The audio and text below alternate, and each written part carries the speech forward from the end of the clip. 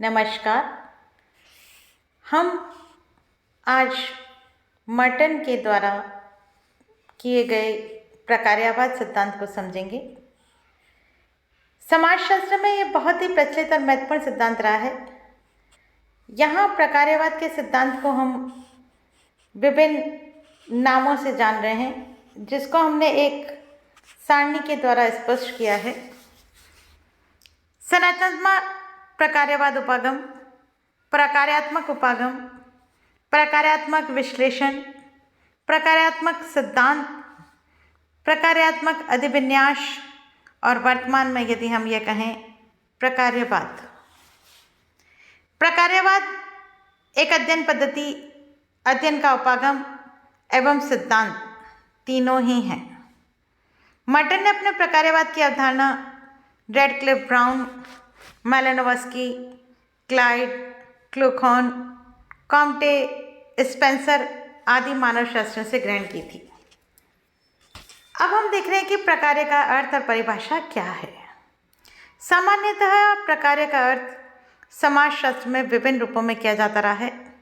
Merton ने अपनी कृति social theory and social structure में प्रकार्य शब्द के संबंध में बताया है और इसके 5 अर्थ बताए हैं।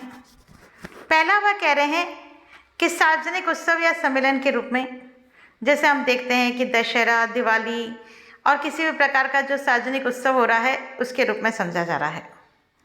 दूसरी चीज़ वह कह रहे हैं एक व्यवस्था के रूप में, सामाजिक आर्थिक विश्लेषण के रूप में मान रहे हैं। और तीसरी बात वह कह रहे हैं एक कार्य संपादन के रूप में, एक सामाजिक पद पर आसीन व्यक्ति के कार्यकलाप के रूप में समझा जा सकता है। और चौथी चीज़ कहते हैं गणित शास्त्र का प्रकार्य। गणित शास्त्र में जो इसका अर्थ लगाया जाता है वह भी समाजशास्त्र में लगाया जा सकता है। जैसे घटना क विवाह विच्छेद की दर कार्य है और घटना ख आर्थिक स्थिति, अर्थात विवाह विच्छेद की दर का घटना या बढ़ना आर्थिक स्थिति का परिणाम भी माना जा सकता है।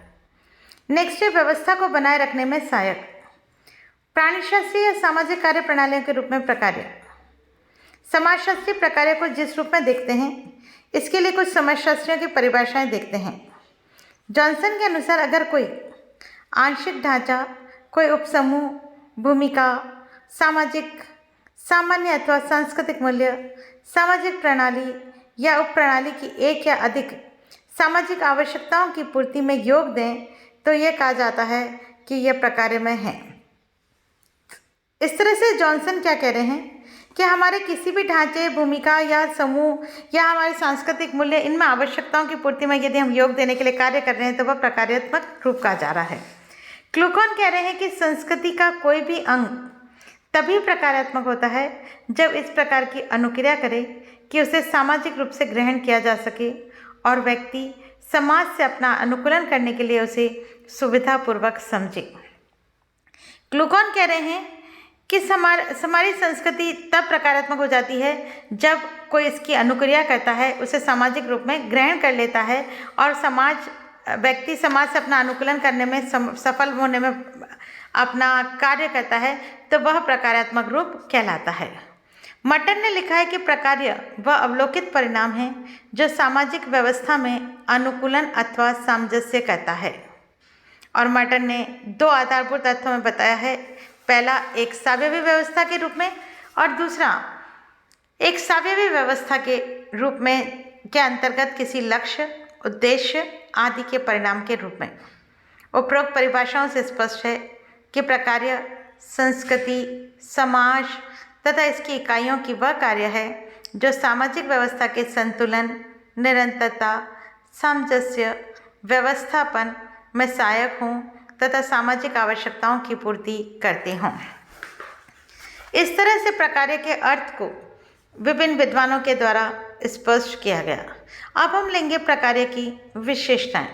मर्टन ने विशेषताओं का आलोचनात्मक मूल्यांकन भी अपनी पुस्तक social theory and social structure में किया है।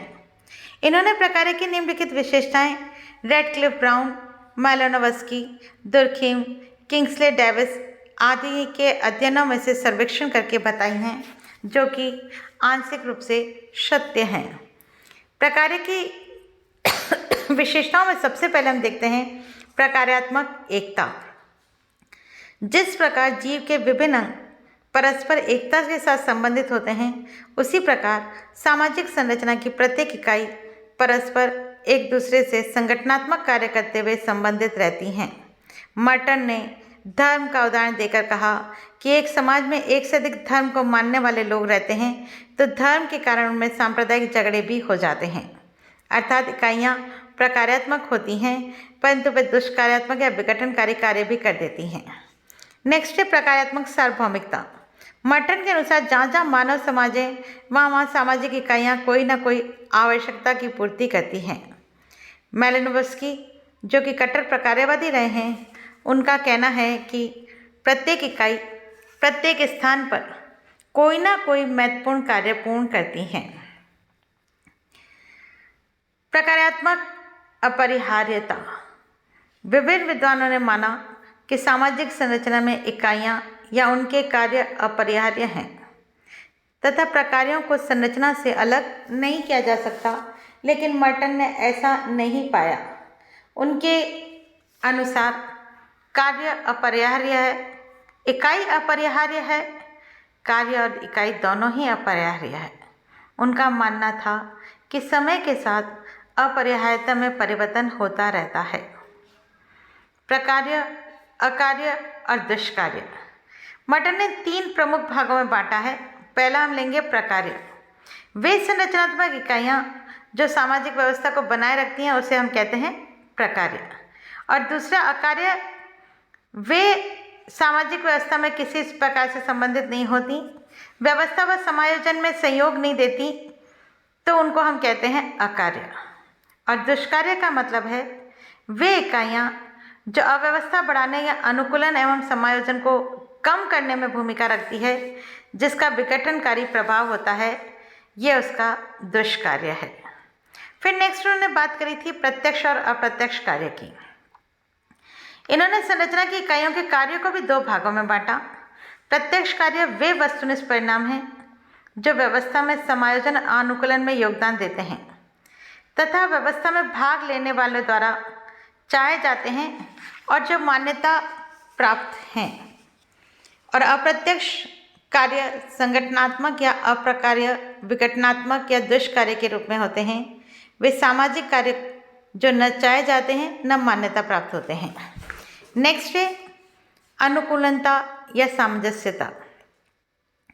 मर्टन के अनुसार प्रकार्य समाज में अनुकूलता तथा सामंजस्य को बढ़ाते हैं। सामाजिक व्यवस्था को निरंतरता तथा संतुलन के लिए इकाइयों में अनुकूलनता आवश्यक है और इस गुण के अभाव में इकाइयाँ अव्यवस्थित एवं असंतुलित हो जाती हैं। नेक्स्ट है समाज द्वारा स्वीकृत। सामाजिक संरचना के तत्वों, इकाइयों, संस्थाओं, एजेंसियों आदि के द्वारा कार्य समाज द्वारा स्वीकृत होते हैं। अलग अलग समाजों में कार्य करने वाली इकाइयाँ अलग अलग प्रकार की होती हैं एवं ये परिवर्तनशील भी होती हैं।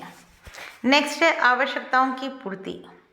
मर्टन का कहना है कि प्रत्येक इकाई हर स्थान पर कोई ना कोई महत्वपूर्ण कार्य करती है, अर्थात जो इकाई आवश्यकताओं की पूर्ति के लिए नहीं कार्य करती वह संरचना में बनी नहीं रहती।